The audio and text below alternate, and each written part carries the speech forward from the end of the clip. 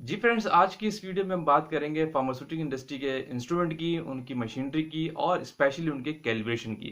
कि कौन से इंपॉर्टेंट पॉइंट्स से आपको जब आप आउटसोर्स कैलिब्रेशन कराते हैं वो आपको चेक करने चाहिए, जो बहुत इंपॉर्टेंट है। कैलिब्रेशन आपको पता है इन हाउस भी हो जाती है इंस्ट्रूमेंट की और आउटसोर्स पे भी, लेकिन रिकमेंडेड यही है कि आप आउटसोर्स से कराएं।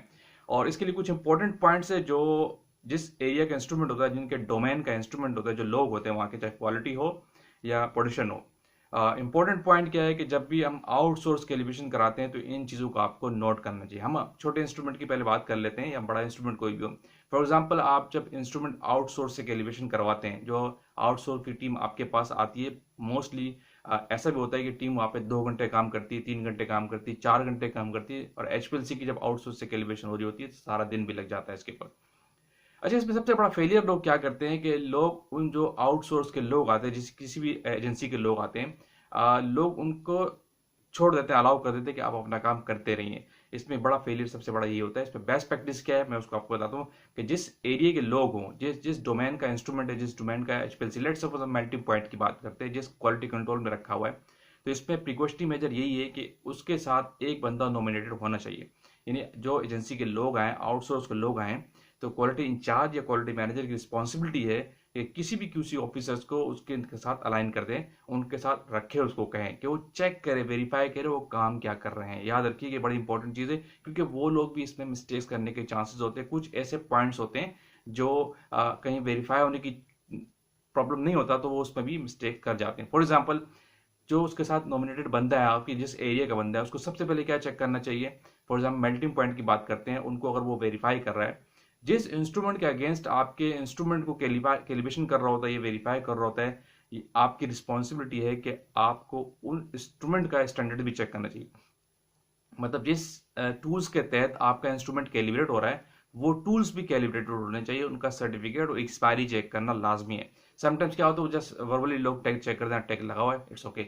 नहीं, जो टूल्स आपके इंस्ट्रूमेंट को कैलिब्रेट कर रहा है, जो स्टैंडर्ड्स आपके इंस्ट्रूमेंट को कैलिब्रेट कर रहे हैं, उन स्टैंडर्ड्स के सर्टिफिकेशंस चेक करना बहुत इंपॉर्टेंट है। ये बात मेरी हमेशा याद रखिएगा। इसमें लोग फेलियर कर जाते हैं और ऐसा भी कर जाते हैं कि मेल्टिंग पॉइंट्स दे देते हैं। समटाइम ऐसा होता है ना कि एजेंसी के लोग मेल्टिंग पॉइंट्स लेबोरेटरी के अंदर बहुत सारे होते हैं, वो ले जाते हैं, वेरीफाई करके ले आते हैं ट्रस्ट की बेस पे। तो ये गलत प्रैक्टिस है। अगर ऐसा होता है कि आपकी कोई चीज़ बाहर जाती है वेरीफाई करने के लिए, तो जिस इंस्ट्रूमेंट, जिस मशीनरी के तहत, जिस टूल्स के तहत आपका पार्ट, आपका इंस्ट्रूमेंट कैलिब्रेट होता है, वेरीफाई होता है, आप डिमांड करेंगे कि मुझे उस टूल जिससे आपने इसको कैलिब्रेट किया, उसकी सर्टिफिकेशन साथ लाजमी देंगे, विद एक्सपायरी, विद नेक्स्ट जो उसकी डेट है ड्यू, उसके साथ आप बताएंगे। क्योंकि उसकी कैलिब्रेशन डेट ड्यू तो नहीं हो चुकी थी, क्योंकि इंडस्ट्रीज में, छोटी इंडस्ट्रीज में ये चीज़ हो जाता है। छोटी इंडस्ट्रियाँ कर जाती हैं कि वो इसको नोटिस नहीं करती, और वो उनका अपना इंस्ट्रूमेंट, अपना टूल, उसकी क्या कहते हैं, कैलिब्रेशन या वेरिफिकेशन ड्यू हो चुकी होती है, लेकिन फिर भी वो काम कर रहे होते हैं।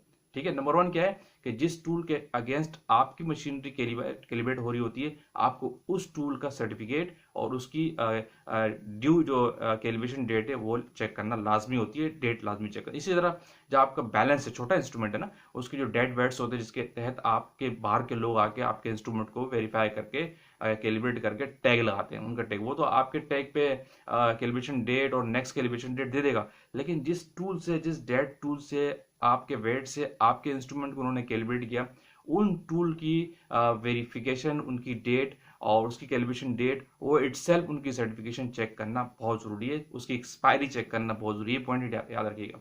इसीलिए लोग आउटसोर्स की कैलिब्रेशन में ना अक्सर ये मिस्टेक कर जाते हैं कि फ्री हैंड दे देते हैं एजेंसी वालों को, और आके वो इजीली काम कर रहा होता है। लेकिन नहीं, प्रैक्टिस क्या है कि उनके साथ आपको अलाइन रहना बहुत जरूरत है। इसी तरह आपके एचपीएलसी के या स्पेक्ट्रो की बात करें, स्पेक्ट्रो की जो आप कैलिब्रेशन कराते हैं आउटसोर्स पे, उसके लिए कलर स्टैंडर्ड्स जो आते हैं, उन स्टैंडर्ड्स के सर्टिफिकेट चेक करना आपको बहुत जरूरी है। उनकी भी एक्सपायरी और डेट, और उनकी कैलिब्रेशन डेट और कब वो ड्यू हो रही है, उनका चेक करना जरूरी है। आप डिमांड करें, जब आपको डॉक्यूमेंट प्रोवाइड करें तो आप डिमांड करें कि जिस इंस्ट्रूमेंट के तहत आपने इसको वेरीफाई या कैलिब्रेट किया है, हमें उसका डॉक्यूमेंट भी आप साथ देंगे, उसकी डेट, लॉट, सीरियल नंबर उस पर लिखा होता है इंस्ट्रूमेंट का, ये लाजमी। जैसे आपके इंस्ट्रूमेंट के ऊपर सीरियल नंबर लिखा होता है, लॉट नंबर लिखा होता है, इसी तरह जिस टूल से अगेंस्ट आपके इंस्ट्रूमेंट को कर रहे हैं, तो उस टूल के ऊपर भी सारी डिटेल उस टूल की लिखी होती है, उस मशीनरी की, उस स्टैंडर्ड की लिखी होती है, तो वो आपको सर्टिफिकेशन पे डिमांड लाजमी करनी चाहिए। मेरी बात हमेशा याद रखिए। इसलिए अक्सर लोग इसमें ना मिस्टेक कर जाते हैं। इसी तरह अगर प्रोडक्शन की कोई मशीनरी है, आपके इंस्ट्रूमेंट और बहुत सारी मशीनरी है, तो आपका फोकस क्या है कि नंबर वन, आपको उसके साथ किसी एक बंदे को नॉमिनेट करना चाहिए, क्योंकि लोग क्यूसी में बात कर लूँ तो लोग बहुत बिजी होते हैं, हर बंदा अपने काम में टास्क होता है, लेकिन आपको लोड के साथ बेस्ट प्रैक्टिस क्या है कि आपको उस नॉमिनेटेड बंदे के साथ, जो टीम के साथ आप बंदा अलाइन करेंगे, सेट करेंगे, नॉमिनेट करेंगे, फिक्स करेंगे, उसको थोड़ा फ्री टाइम देना चाहिए कि आप अपने काम को मैनेज करके इनके साथ रहें, क्योंकि वो वेरीफाई करेंगे वो किस तरह काम कर रहे हैं लेबोरेटरी के अंदर, क्योंकि हैकी बैकी कोई भी कर सकता है। इसी तरह अब बहुत सारे इंस्ट्रूमेंट है, जैसे आप एक और इंस्ट्रूमेंट की बात करो, एक चैम्बर होता है आपके पास लेबोरेटरी के अंदर, क्लाइमेटिक चैम्बर होता है, इसकी आप थर्मल मैपिंग करते हैं। जब थर्मल मैपिंग का डेटा क्या होता है, वो 2 दिन के लिए थर्मल मैपिंग लगा के चले जाते हैं, 24 आवर्स के लिए लगाते हैं, 48 आवर्स के लिए लगाते हैं, तो वो ऑटोमेटिकली चच्ची चल रही होती है। लेकिन डेटा कैलकुलेट करने के लिए, रिकॉर्ड निकालने के लिए, वो इस लैपटॉप को, अपनी मशीनरी को, अपने टूल्स को साथ ले जाते हैं ऑफिस, और फिर आपको रिपोर्ट बना के देते हैं। ये भी एक प्रैक्टिस तो ठीक नहीं है। उसूलन तो यही होता है कि उनको वहीं बैठ के रिपोर्ट बनानी चाहिए, वहीं रियल डेटा आपको चेक करके बताना चाहिए कि किस इंटरवल पे आपकी चीज़ फेल हो रही है, किस पे नहीं हो रही।